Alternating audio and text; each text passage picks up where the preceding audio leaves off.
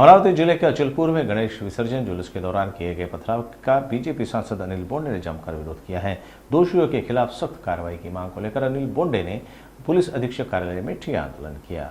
अमरावती के अचलपुर में गणेश विसर्जन जुलूस के दौरान पथराव की घटना का विवाद अब तूल पकड़ता नजर आ रहा है।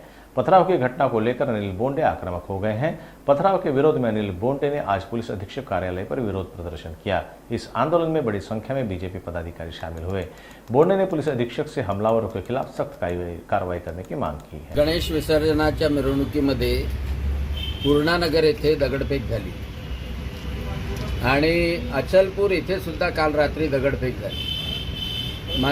मी पोलीस एसपींना विचारायसाठीच आलो की संपूर्ण जिल्ह्यामध्ये मोहम्मद पैगंबरांच्या जन्मदिवसाच्या ईदीनिमित्त मिरवणुकी निघाल्या। कोणत्याही हिंदूंनी दगडफेक केली नाही, उलट हिंदू नेते तर सहभागी झाले, ईदेच्या शुभेच्छाही दिल्या।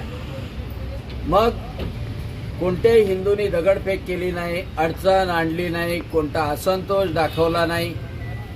मग श्री गणेशाच्या विसर्जनाच्या मिरवणुकीमध्ये काही कारण नसताना पूर्णानगरमध्ये दगडफेक का झाली, अचलपूरमध्ये तर दगडफेक झाली आणि एवढंच नाही तर दगडफेक करून पूर्ण दंगल करण्याची तयारी, म्हणजे पूर्ण शस्त्रास्त्र, तिखटाचं पाणी सगळं लोकांनी पाहिलं डोळ्यांनी।